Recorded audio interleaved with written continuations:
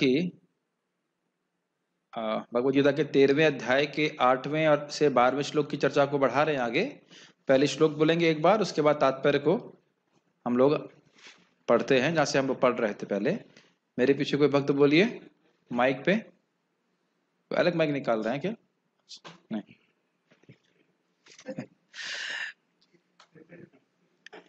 Okay, शुरू करते। बोलिए मेरे पीछे। अमानित्वम अदम्भित्वम अमानित्वम अधम्भित्वम अहिंसा शांतिरार्जवम अहिंसा शांतिरार्जवम आचार्योपासनम शौचम आचार्योपासनम शौचम स्थैर्यम आत्मविनिग्रह स्थैर्यम आत्मविनिग्रह इंद्रियार्थेषु वैराग्यम इंद्रियार्थेषु वैराग्यम अनहंकार एव च अनहंकार एव च जन्म मृत्यु जरा व्याधि जन्म मृत्यु जरा व्याधि दुख दोषानुदर्शनम दुख दोषानुदर्शनम असक्तिर अनभिष्वंगः असक्तिरनभिष्वंगः पुत्रदार गृहादिषु पुत्रदार गृहादिषु नित्यं च समचित्तत्वम् नित्यं च समचित्तत्वम् इष्टानिष्टोपपत्तिषु इष्टानिष्टोपपत्तिषु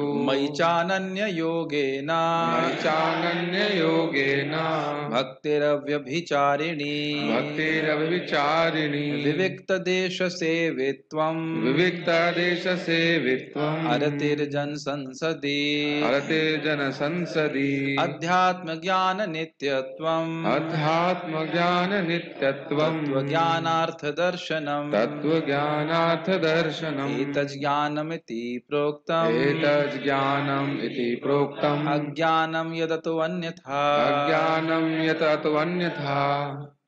ये श्लोक प्रभु जी को भी फोन दे सकते हैं। प्रभु जी आए हैं। हाँ, प्रभु के पास फोन है। प्रभु जी के पास फोन? हाँ ठीक। हम लोग प्रभुपाद जी के तात्पर्य को पढ़ रहे हैं। हम लोग पहुंच गए थे, कहां तक थे हम लोग?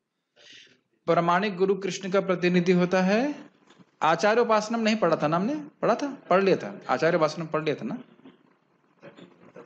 जहां तक गुरु बनाने का प्रश्न है 33 तक पढ़ा था। जहां तक गुरु बनाने का प्रश्न है उसकी आवश्यकता नहीं होती है, क्योंकि हर व्यक्ति को अपना गुरु स्वयं बनना होता है। ये लिखा है नहीं? कहां से बोल रहे हैं ये प्रश्न?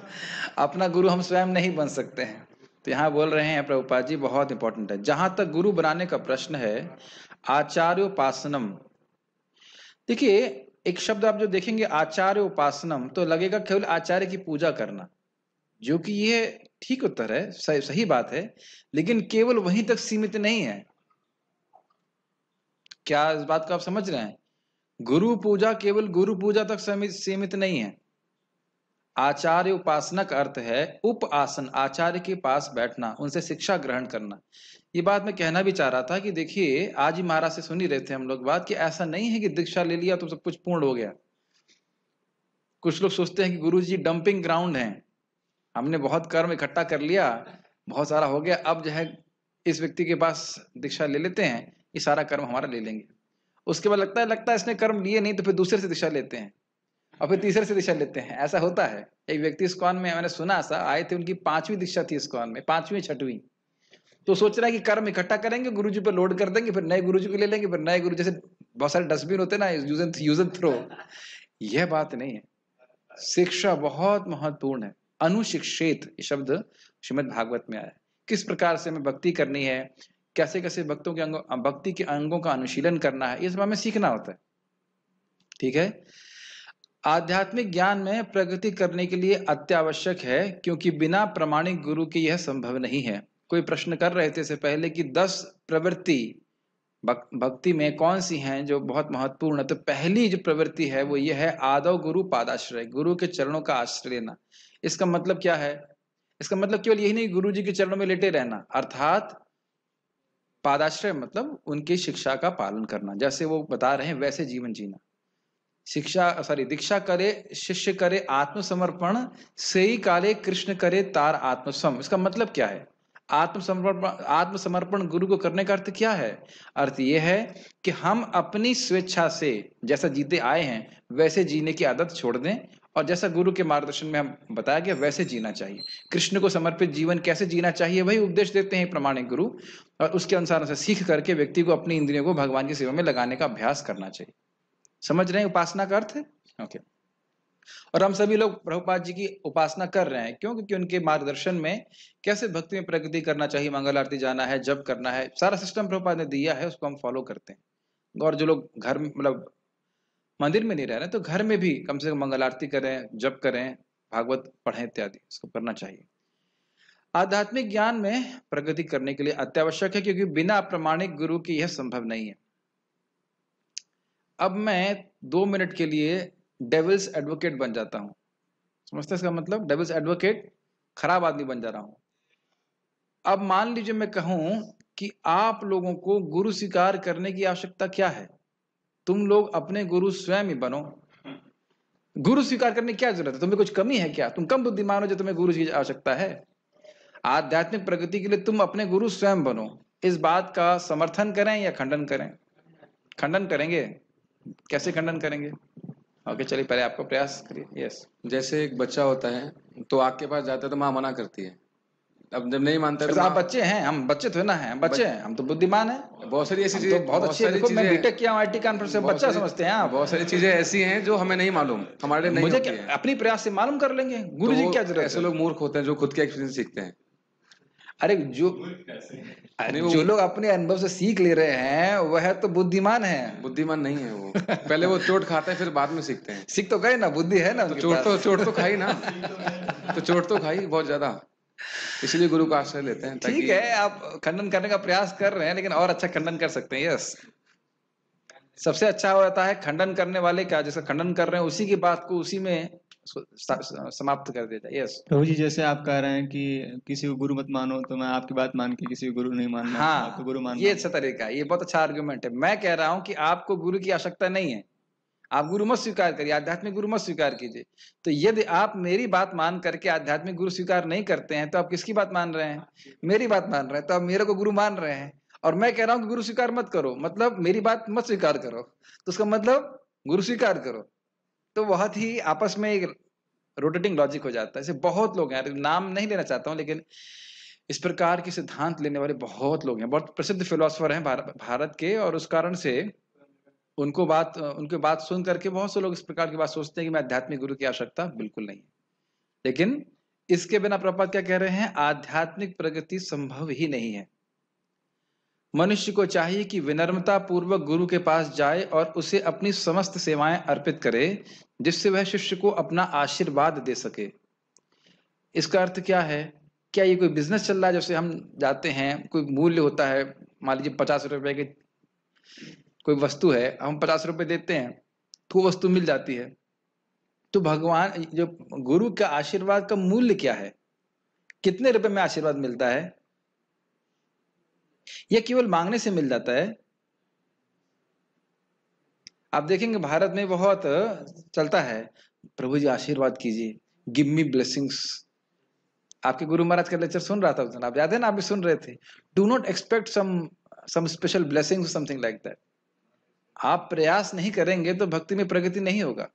देखिए, इस चीज को हमें समझना होगा, यहाँ बैठकर इसको विचार करके समझेंगे उसका मतलब क्या है। वही श्लोक जो हम पहले सुने थे, तद्विधि प्रणिपातेना परिप्रश्नेना सेवया उपदेक्षन्ति ये तद्ज्ञानम ज्ञानिनस् तत्वदर्शिनः। गुरु के पास जाकर 3 उपहार देने होते हैं, एक कार, एक फ्लैट और 50 लाख रुपए कैश, तब आशीर्वाद मिलता है। हाँ, ऐसे तथाकथित गुरु हो सकते हैं जो इस प्रकार की बातें कहते हों, और उस प्रकार के गुरु आपको असली आशीर्वाद नहीं दे सकते। उन्हें पता भी नहीं कि असली आशीर्वाद क्या है। क्या इसका गीता का ट्रांसलेशन क्या है? प्रणिपात, शरणागति की भावना। इसका अर्थ क्या है? इसका अर्थ सबसे सिंपल अर्थ, जैसे कि हम सनातन गोस्वामी पाद में केस में देखते हैं, वो महाप्रभु के पास आते हैं, कहते हैं अपनार हित अहित किचु नहीं जाने, ग्राम्य व्यवहार पंडित को नहीं मानी। ग्राम व्यवहार में लोग मुझे पंडित मान रहे हैं, लेकिन मैं अपना हित अहित कुछ नहीं जानता हूं, मैं आपकी शरण में हूं। जैसे हम बीमार होते हैं तो डॉक्टर के पास जाते हैं, उससे क्रिकेट मैच के बारे में डिस्कस करने के लिए नहीं कि आज इंडिया जीतेगी कि पाकिस्तान, एकमात्र एक लक्ष्य रहता है कि मैं डॉक्टर साहब के पास जाऊंगा और मैं बहुत जल रहा हूं, परेशान हूं, जो भी कठिनाई है, डॉक्टर साहब आप बताइए कि दवा कैसे लिया जाए। इतनी नम्रता तो होनी चाहिए कि नहीं?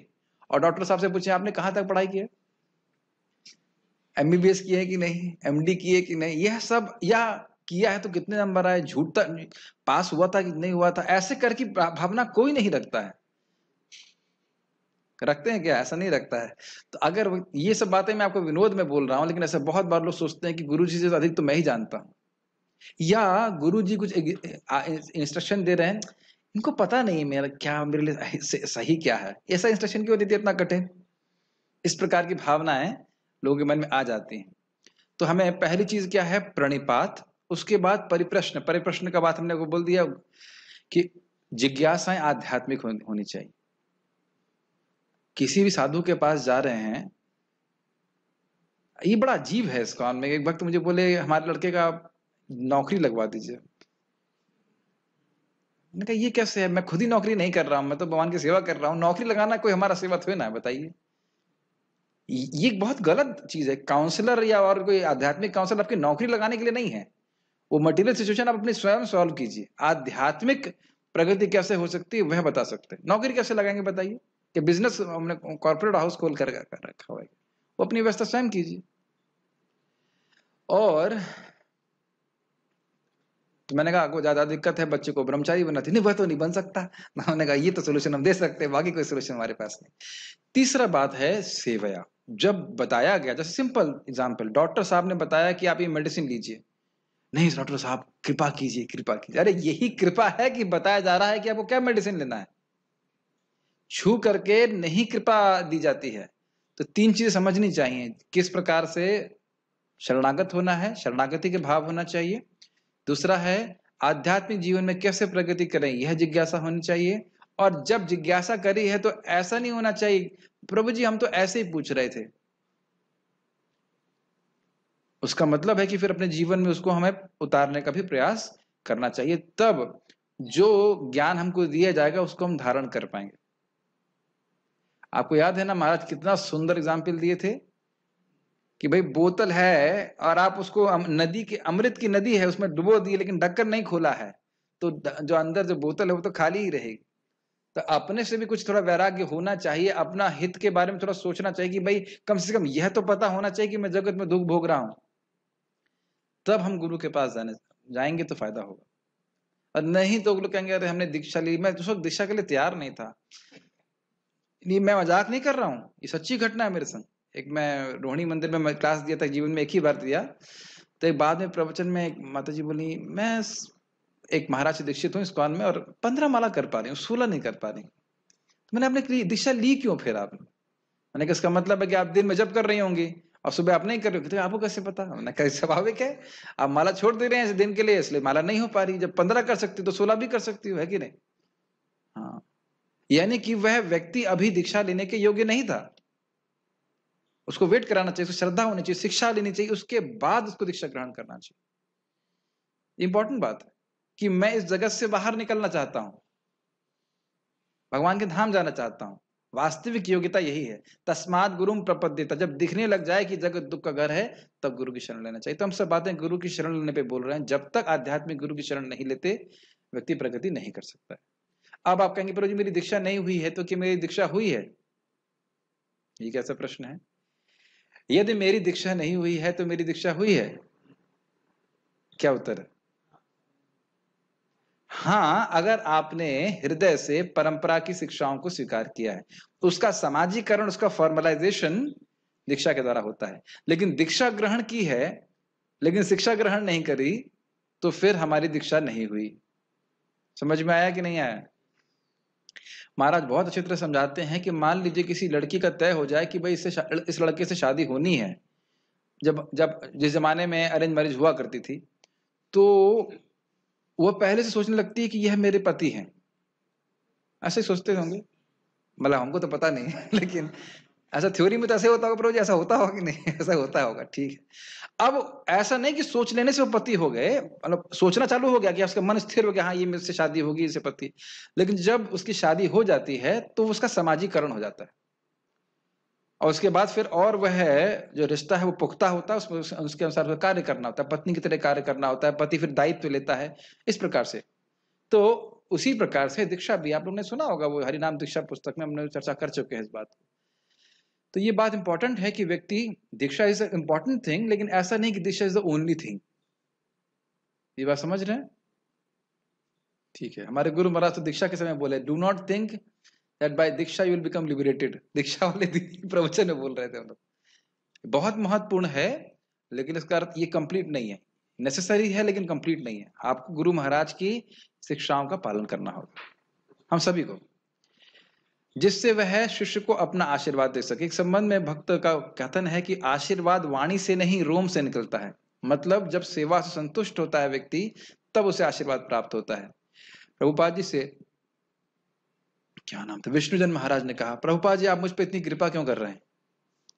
तो प्रभुपाद जी ने कहा, कृपा तो मैं सब पे कर रहा हूं, आप इस कृपा को ग्रहण कर रहे हैं। प्रभुपाद जी की पुस्तकें हैं, भक्त हैं, प्रोसेस है भक्ति का, उसको हम अच्छे से करते हैं तो कृपा प्राप्त होती है। Make sense?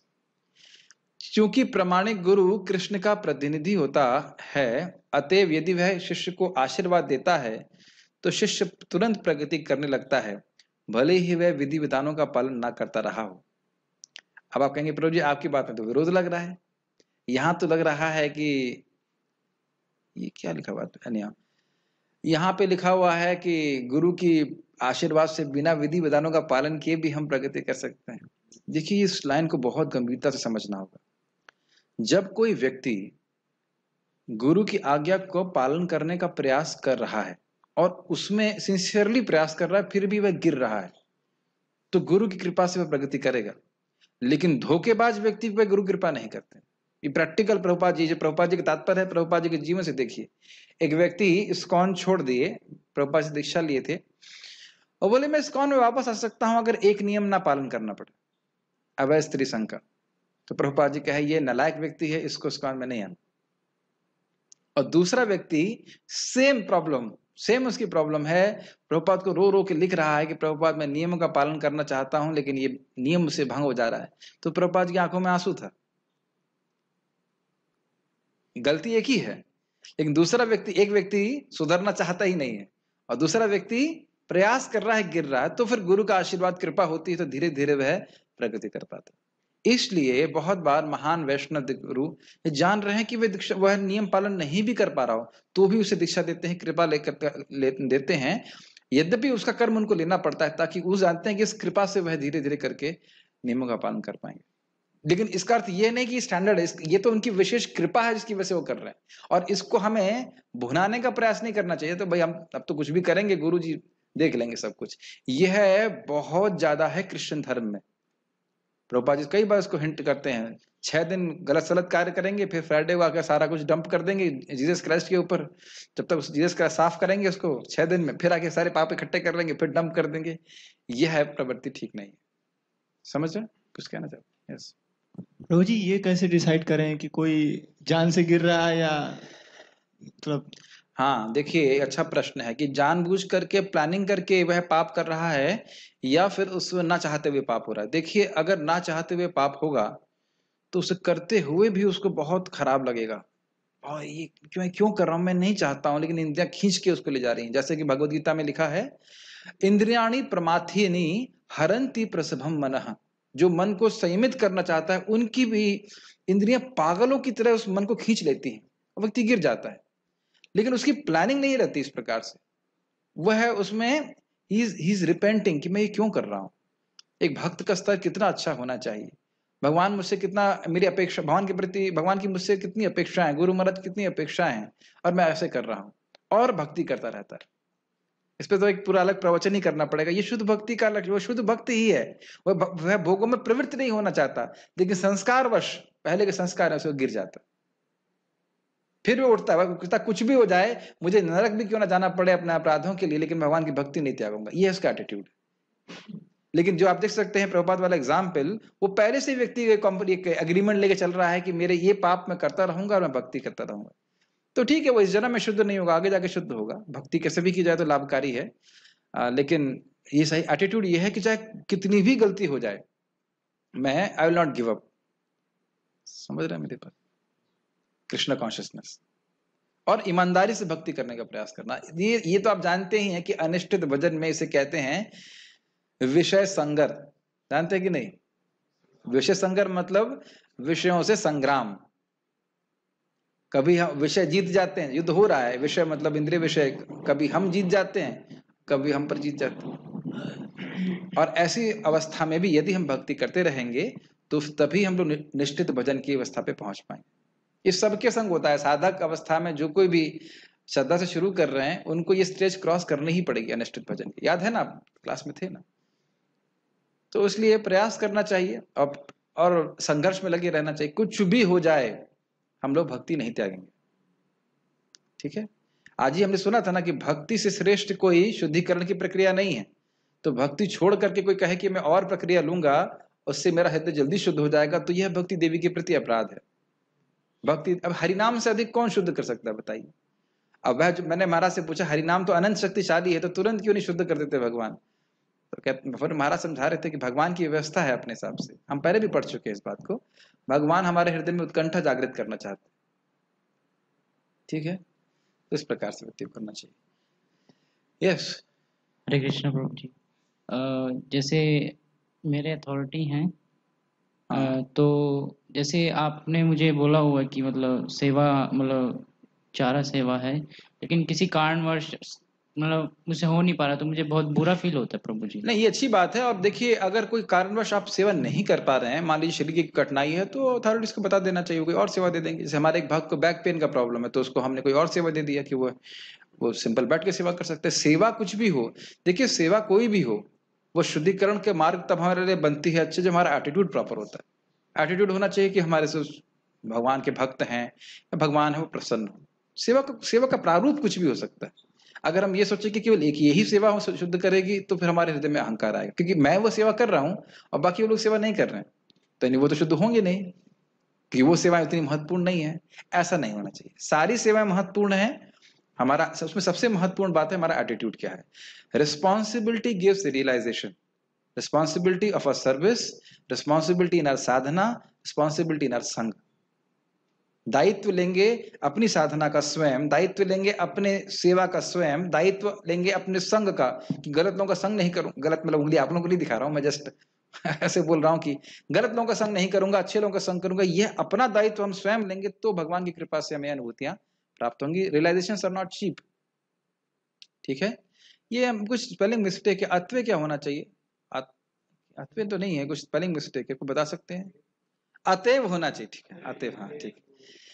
अतएव जो बिना किसी स्वार्थ के अपने गुरु की सेवा करता है, उसके लिए यम नियम सरल बन जाते हैं। अब हो गया ना विरोधाभास? क्या कॉम्प्रोमाइज हो गया कि नहीं? वह पूरा निस्वार्थ भाव से कर रहा है।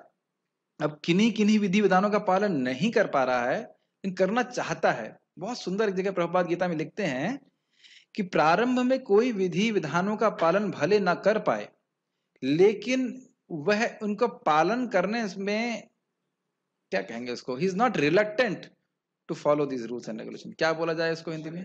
अनिच्छुक नहीं है। इन विधि विधानों का पालन करने के लिए अनिच्छुक नहीं है। क्या ये बात समझ रहे हैं? वो प्रयास में है कि हाँ मैं भक्ति करना चाहता हूं, मैं नियमों का पालन करना चाहता हूं। वो कर नहीं पा रहा है, वो अलग बात है, लेकिन करने का अनिच्छुक नहीं है। तो एटीट्यूड का बहुत महत्व। ठीक है?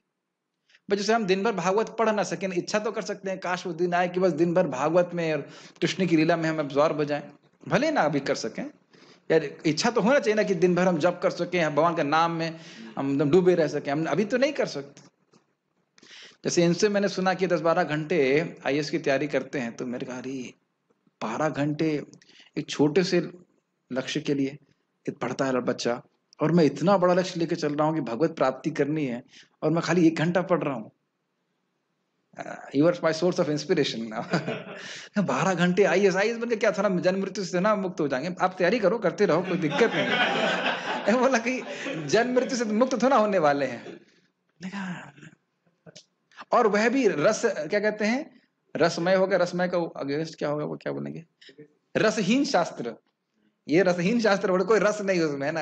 मैं पढ़ चुका हूँ सब मैथमेटिक्स वगैरह, लेकिन कृष्ण भावना कितना रसमय है। भागवत वगैरह पढ़ना चाहिए। हम कहीं आलसी कर रहे हैं, तभी तो नहीं पढ़ पा रहे। यस प्रभु, कुछ कहना चाहते हैं? माइक वहां तक पहुंचाइए। तो ये गुरु की सेवा में निर्व्याज सेवा होनी चाहिए, बिना बहाने के सेवा होना चाहिए। यस प्रभु, ऑन कर लीजिए माइक, माइक ऑन कर लीजिए। हरे कृष्ण जी। समटाइम्स कोई कॉन्सेप्ट है, शास्त्रों में भी है, गुरु भी समझाते हैं, लेकिन हमें समझ में नहीं आता, तो बार बार हम किसी दूसरे गुरु से पूछ सकते हैं कि भाई समझ में आ जाए? हाँ, एक अच्छा प्रश्न है कि कभी कभी शास्त्र की बात होती है और गुरु कुछ बोल रहे हैं, वो हमको समझ में नहीं आता। ये कोई आश्चर्य की बात नहीं, पूछ लेना चाहिए। तो बात मान लीजिए गुरु जी उद्विग्न हो जाएं, तो वैसे उद्विग्न नहीं होते हैं, ऐसी कोई बात नहीं होती है। ऐसा नहीं होता कि उद्विग्न हो जाते हैं, हो सकता है वो व्यस्त हो, लेकिन क्लैरिफाई कर लेना चाहिए अपने लिए। देखिए बहुत इंपॉर्टेंट है, बहुत इंपॉर्टेंट आपने प्रश्न किया है। अभी हमारे प्रभु जी को कुछ प्रॉब्लम है, प्रॉब्लम मतलब फिजिकल कुछ प्रॉब्लम, तो डॉक्टर साहब ने मेडिसिन लिखी, तो ही वॉज वेरी मच मतलब अटेंटिव कि मेडिसिन लेनी कैसे। 2 या 3 बार पूछे ना मुझसे, प्रभु जी ये वाली कब लेनी है, ये वाली कब लेनी है। ऐसे ही मैंने एक दूसरे होम्योपैथिक डॉक्टर हैं, हमारे रिश्तेदार हैं, तो उनसे मेरे एक और रिश्तेदार जो है ट्रांसमिट की नॉलेज, और दवा लेनी थी 3 बार एक ही गल्प में। उन्होंने बताया नहीं, एक बार में 3 बार गल्प लेके, मतलब 3 घूंट लेके पीना है, पूरा उसका प्रभाव चेंज हो जाता है। तो उन्होंने गलत सुना, मुझे बताया, मैंने तो लिख करके किया। तो आप समझ रहे हैं, रिकन्फर्म कर लेना चाहिए कि भाई क्या बोला है, क्या गुरुजी बोले हैं करने के लिए। इससे परम पूज्य राधा गोविंद महाराज विनोद में कहते हैं, एक बार मैंने अपने शिष्य को, उन्होंने अपने शिष्य को बोला कि भाई तुम कुछ लेके आओ बाजार से, तो चला गया वो। सुबह हो गई, शाम तक वो आया नहीं, शाम को रात में 8:30 बजे आया। महाराज के क्या हो गया? महाराज मैं ये सुन ही नहीं पाया कि आपने क्या लाने के लिए बोला था। तो बोले कि अरे भाई तुम्हें पूछ लेना चाहिए। महाराज में डर लग रहा था आपसे। अरे तो तुमको ये डर नहीं लगा कि सुबह हो गई, सुबह से शाम हो गई और तुम कुछ लेके नहीं आए? मैं पूछ सकता हूँ क्वेश्चन? हाँ बोलिए। जैसे कहा जाता है शास्त्र में, होली नेम इज एब्सोल्यूट, मतलब कोई इफ एंड बट्स नहीं है, इट इज एब्सोल्यूट। एब्सोल्यूट है, ठीक है। हाँ, दूसरा भी ये कहा जाता है कि होली नेम हमें किसी परंपरा से सुनना चाहिए, नॉन डिवोटीज नहीं सुनना चाहिए। ठीक है। होली नेम एब्सोल्यूट है, ठीक है, उसमें फायदा ज्यादा नहीं होगा, हम नॉन डिवोटीज सुनेंगे, लेकिन नुकसान कैसे हो सकता है? होली नेम तो एब्सोल्यूट है। ओके, अच्छा प्रश्न है। जैसे ने कहा कि भाई भगवान का नाम तो अपने आप में पूर्ण है, तो फिर नाम को हम परंपरा में क्यों स्वीकार करें ताकि पूर्ण लाभ प्राप्त हो? नुकसान तो नहीं होगा? नहीं, नुकसान कुछ नहीं है, नुकसान कुछ भी नहीं है, लेकिन नुकसान है भी एक जगह। कि प्रभुपाद जी स्वयं इस बारे में बोलते हैं कि जैसे भागवत भी अपने आप में पूर्ण है, भगवान से अभिन्न है, लेकिन जिसकी चेतना इस भावना से युक्त है कि मुझे इसका साधन का प्रयोग करना है मुक्त होने के लिए, तो वही दूषित चेतना आपको दूषित कर देगी। आज मैं थोड़ा सा सर्च कर रहा था कबीर जी के बारे में, कबीर जी के गुरु थे, मैं सोच रहा था इनका गोल ऑफ लाइफ क्या है।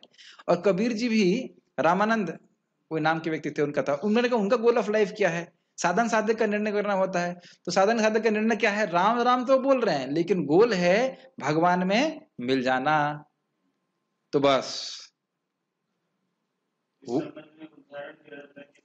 मैं बोलने वाला था, सर्पोच्चष्टम यतापह। तो दूध अपने आप में बिल्कुल बढ़िया है, फर्स्ट क्लास है, लेकिन थोड़ा सा जहर जो कि दिखेगा नहीं, वो सारा गेम चेंज कर देगा। इसलिए देखिए, इसलिए आपको समझना होगा। अब बात कर रहे हैं तो थोड़ा हम बात नाम के पर भी कर लेते हैं। जो मायावादी लोग हैं, जो सोच रहे हैं कि भगवान का नाम माया है, वह मैक्सिमम प्रतिबिंब नामाभास करते हैं, मैक्सिमम छाया नामाभास कभी नहीं कर सकते। अब इसकी व्याख्या भी करनी पड़ेगी अलग से, लेकिन प्राया नामापराधी होता है उनका, कबू कबू नामाभासे ऐसे करके लिखा हुआ है। तो ऐसे लोगों के संग में आकर हरे कृष्ण मंत्र करेंगे तो हम उस मानसिकता से प्रभावित हो जाएंगे। आप इसके लिए 3.33.7 पढ़ें, कई बार उसको मैं चर्चा कर चुका हूं कि प्रभुपाद कहते हैं 2 अपराधों से बचना होगा। एक कि व्यक्ति को पैसे के लिए हरि नाम नहीं करना होगा, दूसरा ये मायावादी धारणा से ग्रसित होकर के हरि नाम नहीं करना होगा। अगर ऐसा दुन और कृष्ण को प्रसन्न करने की भावना से नाम जप करेगा, तब वह शुद्ध हो जाएगा। आप पढ़ लीजिएगा, बहुत ही सूक्ष्म बात है। अन्य अपराध हो सकते हैं, लेकिन सिद्धांतिक अपराध कह सकते हैं, संबंध तत्व के संबंध में कोई गलती नहीं होनी चाहिए। तो इसीलिए परंपरा में हरिनाम लेने का अर्थ यह है कि परंपरा के द्वारा व्यक्ति संबंध ज्ञान को समझे कि मैं हरे कृष्ण मंत्र क्यों कर रहा हूं, ये है क्या चीज।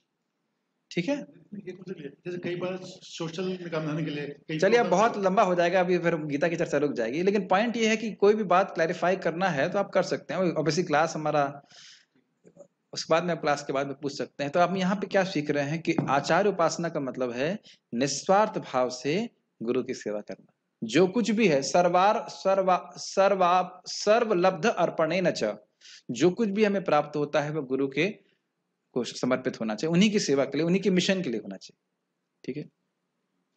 आध्यात्मिक जीवन में प्रगति करने के लिए पवित्रता यानी शौचम अनिवार्य है। अनिवार्य शब्द का मतलब क्या होता है? ऑप्शनल है ना, इंग्लिश में ऑप्शनल कहते हैं, कंपलसरी होता है। ठीक है, अच्छा। कई बार जब ये बात आती है, मैं अपने को इंक्लूड कर रहा हूं, तो लगता है चलता है, कोई दिक्कत नहीं। अब 2 बार स्नान नहीं भी करोगे तो क्या है? अरे अब तुम्हारे कपड़े में, तुम इसी कपड़े में सो गए और उसी में आ गए, कौन देख रहा है? ये भावना हमारे मन की रहती है, क्योंकि मन भी हमारे एक आध्यात्मिक गुरु है ना, और बड़ा अच्छा प्रवचन उनका चलता है। उनका प्रवचन तो हमेशा सुनते रहते हैं, हाँ गुरु जी बताइए क्या करना है नेक्स्ट बताइए क्या करना है। तो ये मन गुरु है, ढोंगी गुरु, इसके पीछे हम लोग सुनते ही रहते हैं। तो ये इस प्रकार से रहता है। मान लीजिए कोई खाना बना रहे हैं, माता जी लोग खाना बना रहे हैं, तो अब ये देखना नहीं कि भाई उठी और उसके बाद खाना बनाना चालू। उसी प्रकार से मान लो हम गायत्री कर रहे हैं, तो ये नहीं कि गंदे गंदे कपड़े हैं उसी में गायत्री कर रहे हैं। मैं एग्जाम्पल दे रहा हूँ, बहुत सारी चीजें हैं। या ठाकुर जी की सेवा कर रहे हैं, हर जगह पवित्रता का बहुत महत्वपूर्ण है। आपको याद हो, हम लोगों ने पढ़ा था, पत्रम पुष्पम फलम तोयम यो में भक्त्या प्रयच्छति तदहम भक्ति उपहृतम अश्नामि प्रयतात्मनः। प्रयतात्मना का अर्थ यह था कि भक्त अगर गंदे गंदे तरीके से खाना बनाता है तो भगवान उस भोग को स्वीकार नहीं करते। अब प्रभु कहते हैं, आप कह सकते हो आप कौन होते हो बोलने वाले, तो मैं तो अपनी बात बोल ही रहा हूं। बलदेव विद्याभूषण जी स्पष्ट रूप से समझाते हैं। प्रभुपाद जी का वचन है, गंदा किचन और ऑपुलेंट ऑफरिंग कृष्ण स्वीकार नहीं करते, साफ किचन और सिंपल ऑफरिंग कृष्ण स्वीकार करते हैं। Krishna accepts a simple offering from a clean kitchen. मैं केवल किचन वालों को नहीं बोल रहा हूं, मैं खाली एग्जाम्पल दे रहा हूँ शौचम क्या। ये अभी हम लोग मंगल आरती जाते हैं तो स्नान करके साफ कपड़े पहन करके जाना चाहिए। पवित्रता 2 प्रकार की होती है, आंतरिक तथा बाह्य। बाह्य पवित्रता का अर्थ है स्नान करना, लेकिन आंतरिक पवित्रता के लिए निरंतर कृष्ण का चिंतन तथा हरे कृष्ण मंत्र का कीर्तन करना होता है। इस विधि से मन में से पूर्व कर्म की संचित धूलि हट जाती है। इसका अर्थ समझते हैं, कर्म का संस्कार, भोग का संस्कार मन में पड़ा हुआ है, उसको धूलि से उपमा दी जाती है। जैसे कि दर्पण के ऊपर अगर धूली पड़ी हुई है तो हमें कुछ दिखाई नहीं पड़ेगा। तो अब आप लोग मन में आ रहा होगा कि अच्छा नहीं, हल्की हल्की धूल पड़ी होगी तो हल्का हल्का दिखाई पड़ेगा ना। 30 किलोमीटर मोटी धूल की परत हो तो तब क्या दिखाई पड़ेगा, और अगर 100-200 मीटर निकल भी गई तो क्या दिखाई पड़ेगा। लेकिन अगर हम उसको हटाते रहे तो एक दिन वो 30 किलोमीटर जीरो बन जाएगा। आप समझ रहे हैं मैं क्या बोल रहा हूं। और जब आप धूल उठाएंगे तो क्या दिखाई पड़ेगा। जब आप धूल हटा रहे होंगे तो क्या दिखाई पड़ेगा, और अधिक धूल। याद है ना, जब इस रूम को आप सफाई कर रहे थे तो क्या था, ठीक तो है ब्रो, गंदा तो नहीं लग रहा है। जब आप धूल निकालना चालू करेंगे तो केवल धूल धूल धूल दिखाई पड़ेगा। तो उस धूल से अपनी पहचान ना करें। मेरा बातों का अर्थ आप समझ ही रहे होंगे। मन में बहुत सारे विचार देखेंगे, अरे क्या आ रहा है, क्या क्या मन में आता रहता है जब करते हैं। तो एक भक्त पूछ रहे थे, प्रभु जी सब कष्ट आ रहे हैं भक्ति में आने के बाद ही शुरू हुए हैं या पहले तो नहीं हो रहे थे शरीर में कष्ट। हमने कहा ठीक है, भक्ति छोड़ दीजिए, कष्ट बंद हो जाएंगे। ऐसा नहीं है भक्ति पे आए इसकी वजह से नहीं है, तो शरीर में हमारा जो कर्म है उसके अनुसार हो रहा है।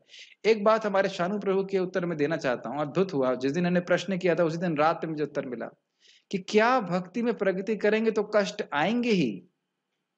क्या उत्तर है, नहीं। ये इंक्लूसिव नहीं है। जरूरी नहीं है कि हर भक्त को कष्ट आए ही। थोड़ा बहुत कष्ट तो सबको मिलता है, लेकिन ऐसा नहीं कि हर भक्त को कष्ट आए ही। चक्रवर्ती बास को समझाते हैं, ऐसा मत सोचिए कि अब सबकी जो है स्थिति द्रौपदी की होगी या सबका क्या कहते हैं युधिष्ठिर महाराज की तरह परीक्षा ली जाएगी। ऐसा जरूरी नहीं है। जरूरी नहीं कि ऐसा सबके संग हो ही। भक्त की परीक्षा तो भगवान लेते हैं, लेकिन ऐसा नहीं कि सबके संग इस प्रकार से सबको हैवी कोर्स ही जाना पड़े। अजामिल ने क्या किया, अजामिल तो भगवान का नाम जप किया, भगवान का नाम चला गया। जरूरी नहीं है, ये बात वो बोल रहा है। लेकिन आप ये भी नहीं कह सकते कि हमारे संग नहीं होगा, यह भी नहीं कह सकते। ठीक है, जितना हमारे योग्यता होगी पेपर बस सेट किया जाएगा। लेकिन पेपर दिया किसी के द्वारा भी जा सकता है। पेपर सेट किया जाएगा भगवान के द्वारा, लेकिन देने के लिए कोई भी आ सकता है। मेरी बातें समझ रहे हैं? समझ रहे हैं?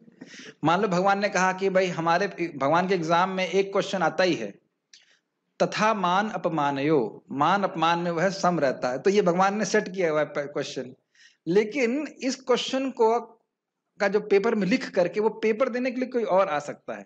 समझ रहे हैं मेरी बात?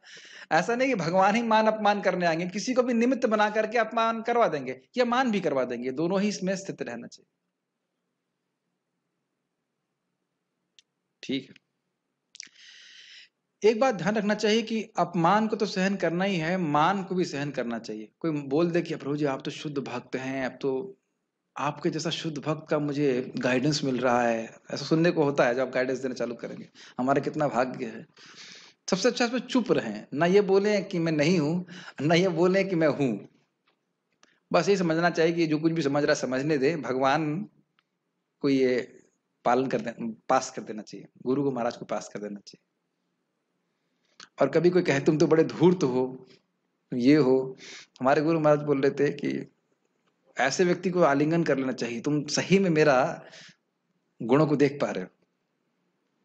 एक खैर मैं उधर जाना नहीं चाहता, एक बहुत सुंदर बात महाराज कह रहे थे कि एक बार एक क्रिश्चियन पादरी थे और उनकी बहुत बहुत महिमा गाई जा रही थी। एक व्यक्ति उनसे बहुत द्वेषी था और खूब उनको गाली देने लगा, तो गए और उसको आलिंगन कर लिया कि तुम मेरे सच्चे मित्र हो। ऐसे श्रील भक्तिसिंह ठाकुर जी की बहुत निंदा करता था कि व्यक्ति तो जो मर गया तो बहुत दुखी हुए थे, कह रहे आज मेरा एक सच्चा मित्र मर गया। वैष्णव लोग बिल्कुल अद्भुत तरह से उनकी चेतना होती। दोनों को सहन करना सीखना चाहिए। दृढ़ता यानी स्थैर्यम का अर्थ है कि आध्यात्मिक जीवन में उन्नति करने के लिए मनुष्य दृढ़ संकल्प हो। ऐसे संकल्प के बिना मनुष्य ठोस प्रगति नहीं कर सकता। बहुत ही सुंदर लाइन। एक बार किसी व्यक्ति ने प्रभुपाद से कहा कि मैं शुद्ध भक्त कैसे बन सकता हूं। प्रभुपाद जी ने बताया क्या उत्तर दिया? By desire. तुम्हारी इच्छा होगी तो, तुम्हारी इच्छा होगी तो, अगर तुम्हारी इच्छा मेरी इच्छा है तो भगवान सारी व्यवस्था करते रहेंगे, सारी व्यवस्था कर देंगे। एक व्यक्ति ने कहा प्रभुपाद जी मेरा I do not have determination to follow this principles, मेरे पास संकल्प शक्ति नहीं है कि मैं 4 नियमों का पालन कर सकूं। प्रभुपाद जी ने क्या कहा? If you do not have determination then you an animal. अगर तुम्हारे पास संकल्प नहीं है, संकल्प शक्ति नहीं है, इच्छा शक्ति नहीं, तुम कुछ इच्छा नहीं करना चाहते कि तुम इंद्रियों को संयमित करो, तो तुम पशु हो। फिर सही पशु बड़ा दुराचार, उस पशु को क्या हम हेल्प कर सकेंगे? और कल आप महाराज से सुन रहे थे, महाराज क्या बताए थे कि जैसे दही जमाने के लिए कुछ चोरण ने क्या बोलते, जोरण की आवश्यकता होती, चूरण नहीं, सारी जोरण की आवश्यकता होती है, तो उसी प्रकार से व्यक्ति का खुद भी वे कुछ होना चाहिए कि मेरे जीवन के लिए क्या हित अहित है। और नहीं तो आप कितने ही बोलते रहिए, उसे कुछ नहीं होने वाला। तो इसलिए आवश्यक है। ठीक है, तो ये संकल्प होना चाहिए। अब ये संकल्प मिलेगा कैसे? उन लोगों के साथ में भक्ति करके जो इस प्रकार से दृढ़ संकल्पी हैं। आपने देखा ही होगा कि जब हम लोग एग्जाम की तैयारी भी करते हैं तो अब आपको शायद थोड़ा पढ़ना कठिन लग रहा होगा यहाँ पे, मुझे पता नहीं, लेकिन प्राय जब आप ऐसे लोग संग रहे हैं जो सभी आईएएस की तैयारी कर रहे होते हैं तो पढ़ना आसान लगता है कि नहीं? यहाँ पढ़ना इसलिए मुश्किल लग रहा है क्योंकि कोई कुछ करना ही नहीं चाहता, केवल खाना चाहते हैं, जप करना चाहते हैं, भक्ति करना चाहते हैं और सुखी भी हैं। ये भी एक इंपॉर्टेंट बात है। तो बस 2 टाइम प्रसाद पाना है, उसका भक्ति करना है। तो फिर आप सोचते होंगे मैं इतनी मेहनत क्यों कर रहा हूँ? आता होगा मन में ना? नहीं आता? भगवान के सामने झूठ तो नहीं बोलना चाहिए। चलिए ठीक है, लेकिन आप देख रहे होंगे कि यहाँ पे जप करना, मंगल आरती जाना कितना सहज हो जाता है, और यही कोई व्यक्ति अपने घर पे कर ले बड़ा मुश्किल हो जाता है। तो संकल्प जो है ये उन लोगों के संग जुड़ जाता है जो उस क्रिया में लगे हुए। ठीक है,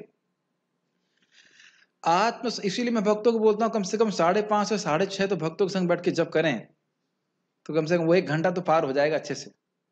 उसके बाद तो फिर अपने पे करना है। आत्म संयम या आत्म विनिग्रह का अर्थ है कि आध्यात्मिक उन्नति के पथ पर जो भी बाधक हो उसे स्वीकार ना करना। कितना मुश्किल है। आप इस लाइन को मैं थोड़ा सा हाईलाइट कर रहा हूं, जो भी बाधक हो उसे स्वीकार ना करना। इसमें क्या कठिनाई है? जो बाधक है उसको हम उसको नहीं स्वीकार करेंगे, क्या दिक्कत है इसमें? कोई बता सकता है क्या दिक्कत है? जो कोई दिक्कत नहीं है। अच्छा, अभी आपने लगता है इस जीवन में थोड़ा पथ पे आए हैं या शुरुआत करी, इसलिए आप ऐसा बोल रहे हैं। आध्यात्मिक उन्नति के पथ पर जो भी बाधक हो, एम्फेसिस है जो भी बाधक हो पे, उसे स्वीकार ना करना। इसमें क्या कठिनाई है? क्या कठिनाई लग रही है आपको? यस प्रभु, माइक दीजिए प्रभु जी को। बाकी किसी को कोई कठिनाई नहीं लग रहा था? अच्छा, मतलब कोई कठिनाई नहीं ना, जो भी बाधा होती है तो आप तुरंत त्याग ही देते हैं। हाँ, ऑन कर लीजिए, ऑन कर लीजिए। ग्रह पुत्र दारेश, मान सम्मान सबको त्यागना। नहीं, क्यों कठिन है मैं खाली ये बोल रहा हूँ, या तो आप एग्जाम्पल देने की क्या बाधाएं हैं। हाँ, क्योंकि वे हमको अच्छी लगती हैं, प्रायः हमारी ही बाधाएं हमको ही अच्छी लगती हैं। ये बात समझ में आ रही है? आप में से कोई ऐसा भक्त बता दीजिए जो अपनी न्यूनता को ना समझता हो कि यहाँ इस वजह से वो उसको भक्ति में दिक्कत आ रही हो। ऐसा कोई व्यक्ति नहीं होगा जो समझता नहीं हो कि मेरी क्या प्रॉब्लम है, मैं किस अनर्थ के प्रति आसक्त हूँ। एक भी व्यक्ति नहीं बोल सकता कि मुझे पता ही नहीं है प्रभु जी मेरे क्या अनर्थ हैं, मुझे तो कुछ दिखते ही नहीं है अनर्थ, क्या बात है।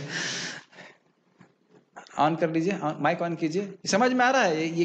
हाँ, समझ में आ रहा है। ये जो पूछा कि क्या दिक्कत आती है, क्या प्रॉब्लम है, जन्म लेते ही सारे रिश्ते बन जाते हैं। नहीं, आप मेरे पास आप बात नहीं समझ पा रही। मैं ये नहीं कह रहा हूँ कि पुत्र दार ग्रहादेशी की आसक्ति को कैसे त्यागा जाए, ये प्रश्न नहीं है। प्रश्न ये है कि जो बाधा है, इसमें लिखा है जो भी बाधक हो उसे अस्वीकार करना। तो इसलिए अस्वीकार करने में कठिनाई है क्योंकि स्वीकार करना बहुत अच्छा लगता है। जैसे हम जानते हैं कि एक नाम जप करने वाले का भी हमें सम्मान करना चाहिए। जीवन में कोई एक बार भी कृष्ण बोला है उसका सम्मान करना चाहिए। हाँ, वो दुर्गुण होंगे तो हम संग ना करें, लेकिन सम्मान करना चाहिए। सबसे बड़ी प्रॉब्लम तो मोह की आती है। नहीं, आप समझ नहीं पा रहे मेरी बात। मैं क्या कह रहा हूं, मैं खाली ये बोल रहा हूं कि देखिए, अब आज ही हमारे आज ही घटना लीजिए। मुझे 2-3 बजे क्लास के बाद वापस है, मुझे हमारे सामने एक भक्त आए, आज वो नहीं आया, लग रहा बीमार पड़ गए बेचारे। तो रसगुल्ला लेके आए और वो जान रहे हैं कि रसगुल्ला खाएं, कल खाए थे मीठा कुछ खाए थे, तो आज बहुत तकलीफ हुई उनको। और ये भी जान रहे कि अभी मीठा खाऊंगा, भले प्रसाद है, मीठा खाऊंगा तो कल फिर तकलीफ होगी। तो मैंने कहा आपको तकलीफ होगी, ऐसा करते रसगुल्ला मैं ही खा लेता हूँ। नहीं, आधा आधा कर लेते। अब समझ में आया? और दो बड़े, एक रसगुल्ला, मैं एग्जाम्पल सिंपल से दे रहा हूँ लेकिन बहुत गंभीर है। एक बड़ा रसगुल्ला, एक छोटा रसगुल्ला, एक बड़ा चीज थी। और मुझे भी पता है कि खाली पेट खा रहा हूं तो एसिडिटी होगी, और हुई, आधे घंटे के बाद हुई। आप समझ रहे हैं? जानी, ये तो भगवान का प्रसाद है, प्लीज प्रसाद के खिलाफ मैं कुछ नहीं बोल रहा हूं, लेकिन जो भौतिक प्रभाव है मैं उसके खिलाफ बोल रहा हूं। जानिया सुनिया विषय खाए, हम सब जान रहे हैं वैष्णव की निंदा नहीं करनी चाहिए, और हम बोलते भी हैं। देखिए, हम निंदा नहीं कर रहे हैं, हम नाम नहीं लेना चाहते हैं, लेकिन उसके बाद फिर चालू कर देते और फिर देखते हैं हमारे हृदय में कैसे गड़बड़ा रहा है। तो सबसे पहली बात तो यह देखना कि हमारी बाधाएं क्या हैं, और उसके बाद जो व्यक्ति मंगल आरती में लेट हो रहा है, क्यों लेट हो रहा है, इंक्लूडिंग माई सेल्फ, कभी कभी मैं भी लेट हो जाता हूं। क्यों लेट हो रहे हैं? क्योंकि बहुत मेहनत कर रहे हैं ना, बहुत सेवा है हमारी ना, क्योंकि 3:30 बजे मन बोलता है अरे भाई अभी तो और 15 मिनट हैं। तो ऐसा नहीं कि हम अपनी बाधाओं को, अपनी आसक्ति को नहीं जान रहे हैं, हम उनको अस्वीकार नहीं करना चाहते। अरे बहुत कठिन है प्रभु जी, इतना आसान नहीं। ये बात मैं आपको बोल रहा हूँ, थोड़ा मजाक में बोल रहा हूँ, लेकिन ये आसान बिल्कुल नहीं। इसलिए भक्तों का संग में जब हम भक्ति करते हैं तो धीरे धीरे धीरे करके इन भौतिक इच्छाओं को, इन आसक्तियों को त्यागते है कि नहीं। हमारे एक बहुत अच्छे महाराज जी हैं, भक्ति विज्ञान महाराज, वो बोल रहे थे अरे भाई वैष्णवों की निंदा करना इतना खराब है, हमारी भक्ति के लिए इतना गड़बड़ है, तो हम क्यों करते हैं? तो उन्होंने बहुत सिंपल उत्तर दिया, क्योंकि हमें अच्छा लगता है, क्योंकि हम सोचते हैं इस प्रकार से कि हम अन्य भक्तों से श्रेष्ठ हो जाते हैं। अब प्रभुपाद जी, क्या आपको याद है हमने पिछली भागवत क्लास में क्या चर्चा किया? किसी भी वैष्णव को, किसी भी भक्त को नीचा दिखाने का प्रयास नहीं करना चाहिए। आप नहीं जानते हो कितना भक्त, कितना बड़ा भक्त है या उसका क्या भाव है, आप कुछ भी नहीं जानते। याद है हम लोग चर्चा किए थे, इस पर काफी चर्चा किए थे। तो ये सब बातें हैं। तो एक बहुत इंपॉर्टेंट बात है, आत्म संयम बहुत ही कठिन है, लेकिन भक्ति करेंगे तो भगवान की कृपा से धीरे धीरे करके आत्म संयम बढ़ता है। सबसे इंपॉर्टेंट है जीभ। जब जीव को हम बार बार भगवान की सेवा में लगाए रहेंगे, बोलने में हरे कृष्ण मंत्र और भगवान का प्रसाद ग्रहण करने में, तो धीरे धीरे बाकी इंद्रियां संयमित होंगी, अन्यथा संयमित होने की कोई संभावना नहीं। एक और पढ़ लेते हैं। मनुष्य को इसका अभ्यस्त बनकर ऐसी किसी भी वस्तु को त्याग देना चाहिए जो आध्यात्मिक उन्नति के पथ के प्रतिकूल हो, जो नहीं होना चाहिए। यह असली वैराग्य है। ठीक है, यहाँ पे हम लोग 8 एक और पढ़ लेते हैं, थोड़ा सा और पढ़ लेते हैं। असली वैराग्य का अर्थ समझ रहे हैं? इसका अर्थ यह है कि जो व्यक्ति जो वस्तुएं भगवान की सेवा के अनुकूल हों उसे ग्रहण करना चाहिए, और जो वस्तुएं भगवान की सेवा के प्रतिकूल हैं उनको त्याग देना चाहिए। इंद्रियां इतनी प्रबल हैं कि सदैव इंद्रिय तृप्ति के लिए उत्सुक रहती हैं। अनावश्यक मांगों की पूर्ति नहीं करनी चाहिए। ऐसा लगता है कि प्रभुपाद छड़ी लेके पिटाई कर रहे। अगर अपने आध्यात्मिक जीवन को देखें तो आहार, निद्रा, भय, मैथुन की जो 4 आवश्यकताएं हैं, आवश्यकता कह लीजिए, अब कंडीशन से जो नंबर फोर्स की जा रही हैं, तो उनको उतना ही पूरा करना चाहिए जितनी आवश्यकता है शरीर चलाने के लिए। कितनी बार सुना है हमने, अत्याहार प्रयास, ज्यादा खाने से भक्ति डाउन होती है, लेकिन ज्यादा खाने के समय श्लोक याद नहीं रहता, खाना खा लेने के बाद याद आता है कि नहीं? है ना? अत्याहार मतलब अधिक ग्रहण भी नहीं करना चाहिए। मैं बार बार, जब आप इंद्रियों को संयमित करने का प्रयास करते हो तब बहुत नम्रता आती है, क्योंकि बार बार फेल होते हैं, हर दिन फेल होते हैं। एटलीस्ट मैं अपनी बातों कर, when you actually try to control senses, then you realize how difficult it is to control senses. ऐसा नहीं कि हम प्रयास ना करें, लेकिन बहुत कठिन है। हाँ, ये जरूर है कि अगर इंद्रियां संयमित हो गई तो तुरंत कृष्ण प्रेम बढ़ने लग जाएगा। इसका प्रमाण चैतन्य चरितामृत में देखेंगे। वैश्य जो हरिदास ठाकुर जी का आश्रय लेती है, तो उसमें स्पष्ट लिखा है, जैसे उपवास चरण उपास रूखा सूखा खाकर भजन कर रही थी, और जैसे उसकी इंद्रियां संयमित हुई तुरंत कृष्ण प्रेम प्रकट हो गया। तो आप देख रहे हैं, सीधे इंद्रियां संयमित हुई, कृष्ण प्रेम बढ़ने लग जाएगा। एकदम सीधे फॉर्मूला लगा हुआ है। कृष्ण प्रेम हमारा हृदय में जागृत नहीं हो रहा है, मतलब स्पष्ट है इंद्रियां संयमित नहीं। कुछ चीजें बड़ी कठिन है और बड़ी गंभीर हैं, लेकिन सुनना जरूर चाहिए। कहां से हमारा इधर तेज है, भक्ति वो लीक हो रही है, वो देखना चाहिए। विवेक का निर्माण करना चाहिए। अनावश्यक मांगों की पूर्ति नहीं करनी चाहिए। ठीक है, अभी तो पूरा एक विस्तार हो गया कि क्या मांगे अनावश्यक हैं। कभी कभी, अरे कभी कभी मुझे याद है एक बार, और हर की मांग अलग अलग होगी। हमारे एक आश्रम में भक्त हैं, दूध के प्रति आसक्त, बहुत पेट खराब हो जाएगा लेकिन दूध जरूर पिएंगे। और ये केवल एग्जाम्पल है, मैं दूध एग्जाम्पल ले रहा हूँ। हर व्यक्ति अलग अलग वस्तुओं के प्रति आसक्त है। मुझे याद है एक बार हम लोग रात के 12 बजे लौट के आए, फिर दूध कहाँ है, दूध कहाँ है, दूध। उससे स्वास्थ्य खराब हो सकता है, लेकिन मैं अपनी बात कर रहा हूँ। मैं दूध के उसका क्या मजाक बनाऊं? मुझे पता था कि एसिडिटी होगी खाली पेट मिठाई नहीं खाने के लिए, लेकिन मन क्या बोलता है ना, अभी कुछ नहीं होगा, कुछ नहीं होगा। ये मन बोलता है ना, कुछ नहीं होगा, कुछ नहीं होगा। उसका बोलता है, देखो हुआ ना, तुमको बोला था नहीं खाना। वही मन बोल रहा है कि कुछ नहीं होगा, अब बाद में मन बोलता, देखो तुमने ऐसा किया। बहुत मुश्किल है। इसीलिए बोल रहे हैं, क्या पृथ्वी से शिष्यार्थ, जिसकी इंद्रियां संयमित हो जाएं, पूरे विश्व को वो शिष्य बना सकता है, क्योंकि बाकी सभी लोग इन्हीं के शिष्य हैं। बहुत कठिन है। एटलीस्ट मैं बहुत रिफ्लेक्ट करता हूं कि बहुत कठिन है।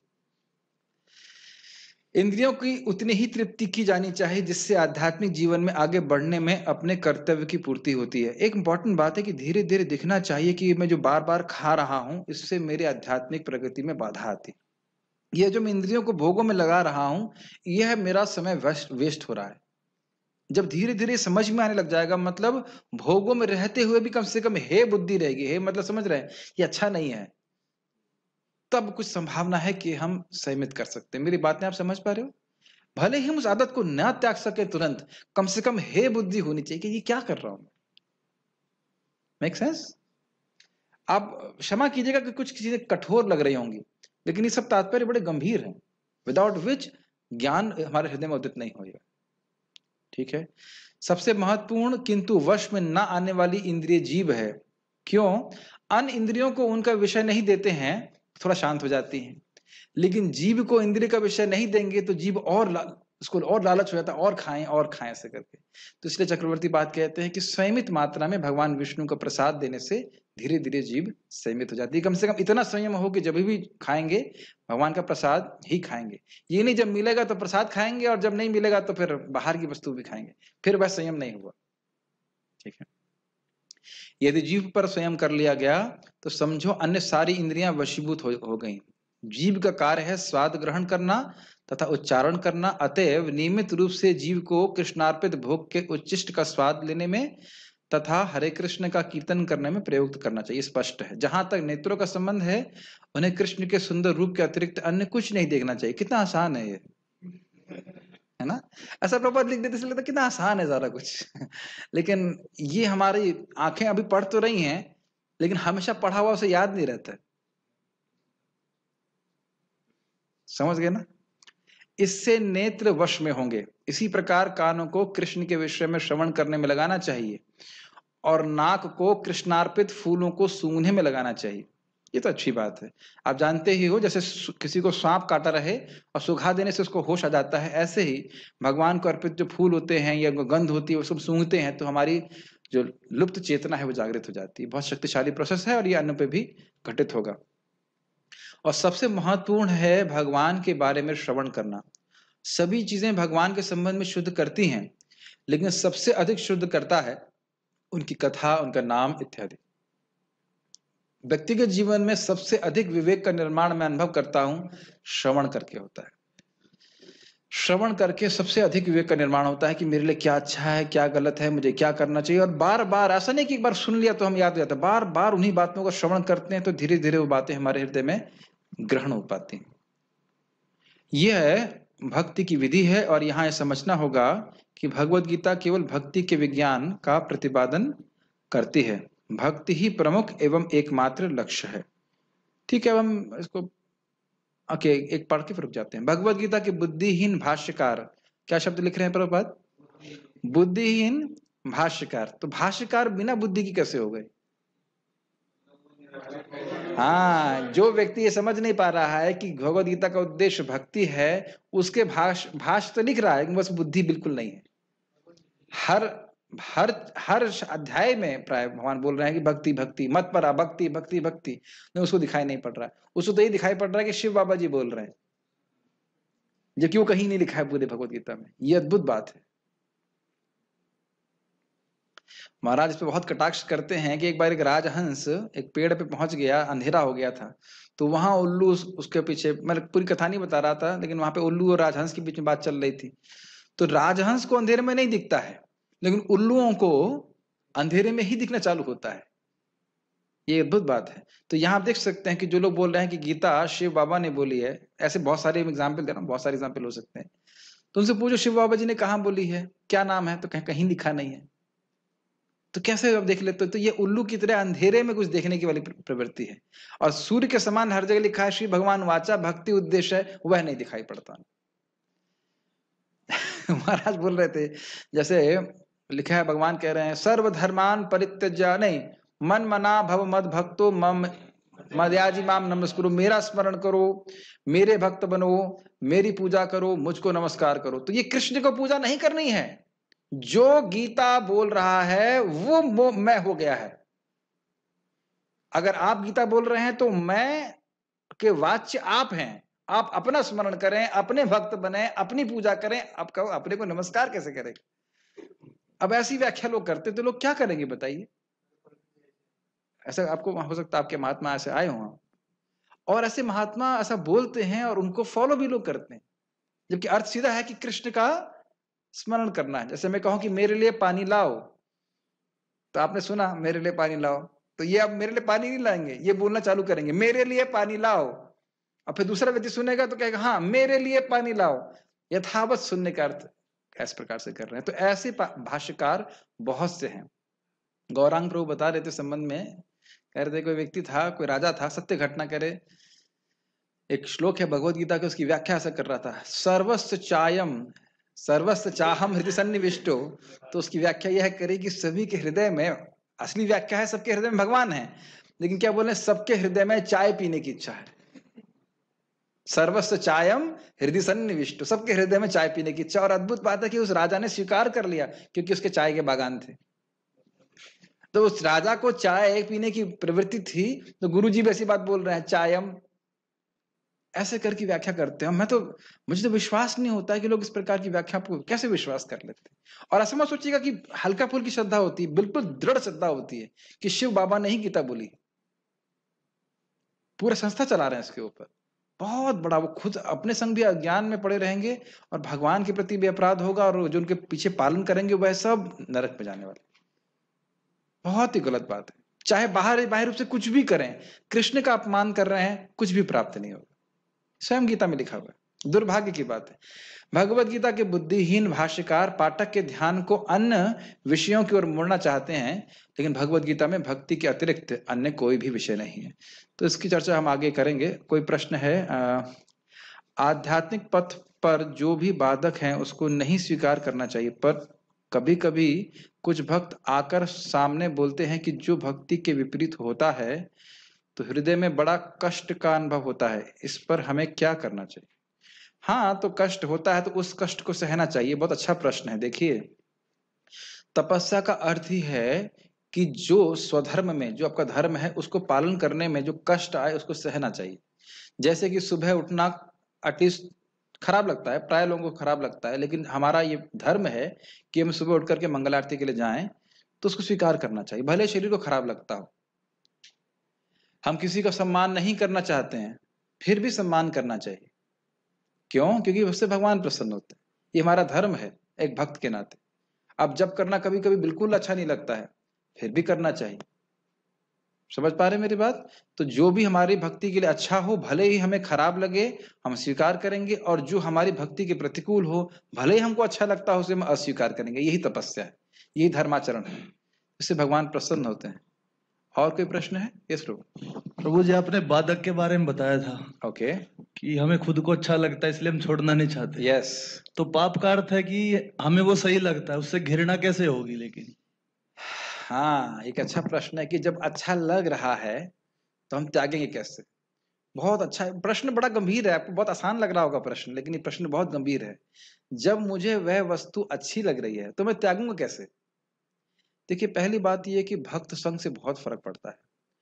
जो लोग उसमें प्रवृत्त नहीं हैं, मैंने कितनी बार देखा है, महाराज जी का संग से मेरा मन एकदम पवित्र हो जाता है। वो बात भले मुझे पता हो, वो बैठे हैं प्रवचन कर रहे हैं प्रभु जी वृंदावन चंद्र महाराज, और सुनते हैं, और सुनते सुनते मेरा मन बहुत अच्छा हो जाता है, बहुत पवित्र हो जाता है। श्रवण का पहली बात तो ये बहुत बड़ा प्रभाव है। दूसरा, जब व्यक्ति भक्ति में प्रवृत्त होता है तो भक्ति में वैराग्य अपने आप ही उत्पन्न हो जाता है। जैसे व्यक्ति खा लेता है तो कहता ना, अब और कुछ नहीं चाहिए। समझ रहे हैं? दूसरा, जब हम अच्छे भक्तों का संग करते हैं तो हमारे में हम उसमें योग्यता नहीं है, हम सोचते हैं अरे इतना अच्छा भक्ति कर रहे हैं, हम भी ऐसा कर सके। मैं बार बार बोलता हूं आपको, मैं नाम आज ले ही लेता हूं, हमारे दशरथी प्रभु को देखें आप जब करते हुए, कितने तन्मयता से जब करते हैं। आप लोग जब करते हुए कम से कम 2-4 बार उधर देख लिया करिए, तो आपके हृदय में स्प्रिया आएगी। एटलीस्ट मैं तो प्रार्थना करता हूँ, देखो डिवोटी कितना अच्छा जप कर रहा है, काश मैं भी ऐसा कर सकूं भगवान। अब भाई आपको हरिदास ठाकुर दिखाई नहीं पड़ रहे हैं, मैं कंपेयर भी नहीं कर रहा हूँ, लेकिन उनका जो निष्ठा है, जिस प्रकार से जप करते हैं, ऐसे देख के हमको भी प्रोत्साहन मिलना चाहिए कि हम भी इस प्रकार से जप कर सकें। ऐसे कितने उदाहरण है। मैं जब मंदिर में जप करता रहता हूँ, प्राय हमेशा ही किया हूँ, तो अच्छे अच्छे भक्तों को देखता हूँ। जो लोग सो रहे हैं उनका नहीं देखता, लेकिन जो अच्छा भक्त अच्छा जप कर रहा है उसको देखता हूँ कि हाँ मुझे ऐसा करना चाहिए। We should always give good example. अब ऐसे परम पूज्य वृंदावन चंद्र महाराज तो आप साक्षात देख रहे हैं, कैसे उनकी मति भागवत में हमेशा लगी रहती है। तो उनको उनका संग जब मिलता है, सुनने का मौका मिलता है, तो सोचना चाहिए हृदय में कम से कम स्वाभाविक स्प्रिया आती है। मेरे तो बहुत आती है। योग्य नहीं हूं, योग्यता की बात नहीं है, स्प्रिया के लिए योग्यता की जरूरत नहीं है, इच्छा तो कर सकते हैं ना। अरे काश हमारी मति भी ऐसे ही भागवत में लगी रहे, क्या दिक्कत है बताइए? तो इसीलिए भक्त संग के प्रभाव से व्यक्ति इन दुर्गुणों को त्यागता है। उसमें कम से कम हे बुद्धि आती है, भाई ये गलत है, ये मुझे पसंद नहीं, ये मुझे करना नहीं। Make sense? और फिर हम भक्ति करते रहते हैं तो फिर अपने आप धीरे धीरे करके आते हैं, चली जाती। संपन्न में है, क्या नाम है उनका, गौर कृष्ण महाराज बहुत अच्छा बोलते, बहुत अच्छा बोले, सर्वधर्मान परित्यज्य मामेकम शरणम व्रज अहम त्वाम सर्व पापेभ्यो मोक्षयिष्यामि मा शुचः। तो भगवान कृष्ण कह रहे हैं कि सारे धर्म को छोड़ के आओ, तो भगवान कृष्ण ये नहीं कह रहे कि सारे अधर्म को छोड़ के आओ, कह रहे सारे धर्म को छोड़ के आओ, पाप मैं छुड़वा दूंगा तुमसे। और परम पूज्य राधा कुंज महाराज इस बात को कहते थे कि ना चाहते हुए, सेम पॉइंट, ना चाहते हुए भी व्यक्ति के जीवन से पाप नहीं जाता है, तो भगवान कहते हैं मेरी शरण में आओ, मेरी भक्ति करो, पाप मैं छुड़वाऊंगा। तो भगवान का आश्रय धीरे धीरे समझ में आएगा कि हम इन अनर्थों से निवृत्त अपनी शक्ति से बिल्कुल नहीं हो सकते। कल महाराज समझा रहे थे कि नहीं, बलराम जी की कृपा से काम क्रोध हम जो है त्याग सकते हैं। और उस पर संबंध में महाराज बहुत अच्छा एक श्लोक बोले थे, दुर्वासना शतैर रज्जु निबद्ध, ऐसे करके श्लोक है कि मेरा, हे राधा कृष्ण, हे कृष्ण, मेरा हृदय जो है वो दुर्वासना रूपी हजारों हजारों रस्सियों से बंधा हुआ है। मेरी कोई शक्ति नहीं कि मैं अपने हृदय को आपके समर्पित कर सकूं, लेकिन आकृष्ट स्वबले न कृष्णा, आप तो शक्तिशाली हैं, आप इन रस्सियों के बावजूद अपनी शक्ति से मेरे हृदय को अपनी तरफ खींचिए। तो यह प्रार्थना तो कर सकते हैं ना। भगवान बहुत अच्छे ब्राह्मण इस संबंध में बोल रहे थे, कह रहे थे बहुत सुंदर है, ऐसे गा के बोल रहे थे, यो हम सो हम नाथ तवाहम, यो हम सो हम नाथ तवाहम, यो हम सो हम नाथ तवाहम, यो हम सो हम नाथ तवाहम। वो अलग तरह से गा रहे थे, लेकिन बात बहुत अच्छी है, सिंपल है ना, जैसा भी हूं भगवान मैं आपका हूं, आपकी शरण में हूं, कृपया आप मुझे स्वीकार कीजिए, मेरे हृदय को शुद्ध कीजिए। एक बहुत अच्छी प्रार्थना है गुरु महाराज की है कि please bless me with a pure heart so that my services are pleasing to you. कृपया मेरे हृदय को शुद्ध कर दें ताकि मेरी सेवाएं आपको प्रसन्न कर सकें। हृदय शुद्ध नहीं है, आप शुद्ध कीजिए। आप एकदम दिखता है कि हमारी शक्ति के द्वारा संभव नहीं है, नहीं है, नहीं है। तो आपका प्रश्न बहुत अच्छा था, तो इसमें कुछ हमने सोल्यूशन आपके सामने दी। अल्टीमेट सोल्यूशन भगवान ही है, भगवान इसको संतुष्ट कर सकते हैं, क्लीन कर सकते हैं। और एक बहुत और फॉर्मूला है, जो भक्त भगवान के बारे में सुनने में रुचि जागृत किया है भक्तों के संग के द्वारा, तो भगवान स्वयं ही उसके हृदय को साफ करते हैं। शृण्वताम स्वकतः कृष्ण पुण्य श्रवण कीर्तना हृदयंतस्थ भद्राणी विधुनोति सोत्सतान। भक्तों के संग में आकर कृष्ण कथा को सुनने की इच्छा को जागृत करें, बाकी काम भगवान स्वयं कर लेंगे। और एक बीबी गोविंद महाराज का बहुत सुंदर उक्ति है संबंध में, हरि नाम के संबंध में, कि जैसे हवाई जहाज में प्रवेश कीजिए, उसके बाद कुछ नहीं करना पड़ता, हवाई जहाज अपने आप उठा ले जाएगा आपको, ऐसे ही आप हरे कृष्ण मंत्र बोलें और सुने, उसके बाद कुछ नहीं करना है, बाकी सारा काम भगवान करेंगे। ये लाइन तो बहुत मुझे अच्छा लगती है, हरे कृष्ण बोलिए, सुनिए, बाकी काम भगवान का। इतना काम हमारा है कि हम बोलें और सुने, बाकी कृष्ण अपने आप हमारे हृदय को शुद्ध कर लेंगे। जब हम साधना अच्छे से करना चाहते हैं, उसी समय ज्यादा समस्या क्यों होती है? तो ऐसा करिए कि साधना करना बंद कर दीजिए। अरे भाई, सीधी सीधी बात है कि अगर आप जेल में हैं और जेल के नियमों का पालन कर रहे हैं, आराम से जेल में रह रहे हैं, तो पुलिस आपको कुछ कहेगी? कुछ नहीं कहेगी। लेकिन अगर आप भागने का प्रयास करेंगे तो सारी सायरन बजना चालू हो जाएंगे, टिंग टोंग, ये भागना चाहता है, ये भागना चाहता है, स्पॉटलाइट मारो, है ना। और हम लोग चुपचाप तो भाग नहीं रहे हैं, हम तो हल्ला कर रहे हैं कि भाई देखो, भगवान के धाम जाने के लिए हरे कृष्ण मंत्र है। तो अकेले ही नहीं भाग रहे हैं, बहुत सारे और कैदियों को लेके भाग रहे हैं। तो स्वाभाविक है कि भक्त बता रहे थे कि माया भक्तों के लिए ओवर टाइम करती है। ओवर टाइम, यार ये तो हरे कृष्ण जप रहा है, तो प्रचार कर रहा है, इसको पकड़ो पकड़ो, इसको, ये तो लीडर बन गया, इसको मार देंगे तो पीछे वाले सब भक्ति छोड़ देंगे। तो इसलिए स्वाभाविक है कि जब हम साधना करेंगे तो कुछ ना कुछ समस्या आएंगी। समस्या साधना की वजह से नहीं है, माया प्रस्तुत करती रहती है कि भाई ये भक्ति करना चाहते हो, कृष्ण के पास जाना चाहते तो हो, अच्छी बात है, लेकिन इसके बारे में क्या सोचा है तुमने? ये जो तुमको बोले बहुत अच्छा लगता था, ये और ये जो कैरेट है, जो गाजर है, वो सबके लिए अलग अलग होगी। किसी को क्रिकेट देखना अच्छा लगता है, किसी को और कुछ अच्छा लगता है, किसी को सोना अच्छा लगता है, हर एक की अलग अलग, हर गधे को अलग गाजर अच्छी लगती है ऐसे कहा जाए तो हर गाजर अलग अलग है। तो लेकिन वो गाजर, वही गाजर आपके सामने प्रस्तुत की जाएगी, और नहीं, न पीली न हरी। आपको लाल वाली गाजर पसंद है तो लाल वाली गाजर ही रखी जाएगी। और जानते हैं माया को पसंद है, माया को पता है। हमारे गुरु महाराज कह रहे थे कि माया को सब पता है कि एग्जैक्टली कौन सी गाजर आपको पसंद है जिससे हम गिर जाएंगे। लेकिन माया दो चीज को नहीं हरा सकती, एक है भगवान का नाम और दूसरा भक्तों का संग। बस ये ध्यान रखिए। वो अंदर से काम कर रही है, भूत की तरह घुसी हुई है, क्या करेंगे आप? लेकिन भगवान का नाम जप करेंगे, भक्तों के संग में रहेंगे। मेन बात है भक्तों का संग करेंगे तो नाम जप भी होगा, नहीं तो अभी बंद हो जाएगा। तो धीरे धीरे समझ में, और उसी का अपराध करेंगे तो फिर कहाँ जाएंगे? एक बहुत अच्छा बात भक्त बता रहे थे कि पुलिस हमारे ही प्रोटेक्शन के लिए है, पुलिस से झगड़ा कर लेंगे तो कौन बचाएगा? तो वैष्णव समाज में व्यक्ति रहे, भक्तों के संग में रहे, तो फिर भक्ति करता रहेगा तो प्रगति कर पाएगा। ठीक है, चाहे कुछ कठिनाई आए भी तो भी भक्तों के संग जो है नहीं त्यागना चाहिए। ओके, आपका कोई प्रश्न है? You have question? Okay, so we shall stop here. Shrimad किसका प्रश्न? हाँ, ओके, पूछिए, माइक बताइए। देखिए, ये जो आध्यात्मिक चर्चाएं हैं वह एक औपचारिकता मात्र नहीं है। इन चर्चाओं के द्वारा हमें बहुत सारी बातें मालूम चलती हैं। जैसे कि आप देखोगे जब मिलिट्री में युद्ध होता है तो केवल युद्ध नहीं होता है, डिस्कशन भी होता है कि क्या पैतरेबाजी बनाई जाए। होता है कि नहीं होता है? कल बस गन लिया और लड़ने चले गए, तुम्हें कौन सा मोर्चा पसंद है, हमें जहां पसंद ना। आपको मालूम करना है कि मेरे पास ये शक्तियां हैं और सामने वाले पास क्या शक्तियां हैं, मुझे स्ट्रेटेजी बनानी पड़ती है। बहुत चर्चा होती है, नहीं होती है? तो इन चर्चाओं का भी महत्व है गोली चलाने के लिए साथ साथ। यस प्रभु जी, जैसे आपने कहा कि माया हमें, जैसे किसी को गाजर, किसी को सोना पसंद है, हाँ, तो उसको सुलाती है। हाँ। लेकिन उस स्थिति में हम करें क्या? मतलब धीरे धीरे अपने, देखिए पहली चीज अपने एक साधक को करनी है, अपने जीवन में नियमितता लाने का प्रयास करना है। नियमितता, रोज उस कार्य को करना, रोज मंगल आरती जाना, रोज जप करना, रोज क्लास में बैठना, ये बहुत इंपॉर्टेंट है। और माया इसको हमेशा रेजिस्ट करती है। मैं लास्ट एग्जांपल लेकर बताता हूँ। मैंने पहले भी बताया कि एक माता जी पे भूत है, मतलब भक्त के ऊपर भूत है, वाकई भूत है, और बालाजी में जाके भूत निकल जाते हैं। तो भूत बोल रहा है उनको, मुझे पता है कि ये लोग बालाजी ले जाने वाले हैं, मैं ले जाने नहीं दूंगा।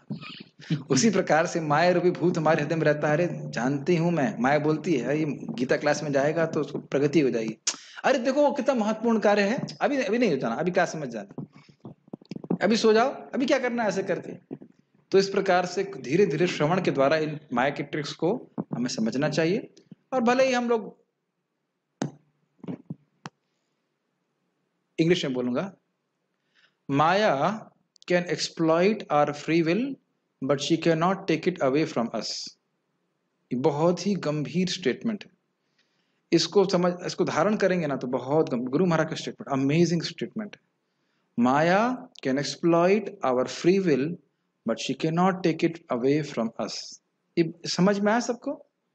हमारी जो स्वेच्छा है, थोड़ी सी छोटी सी, क्या कहते हैं, स्वल्प स्वाधीनता, उसका दुरुपयोग कर सकती है माया, करवा सकती है, लेकिन उससे वो हमसे छीन नहीं सकती। दैट मीन्स चाहे कितना भी हम माया में चले जाएं, फिर भी किसी भी क्षण हम कृष्ण की तरफ मुड़ सकते हैं यदि हम चाहें तो।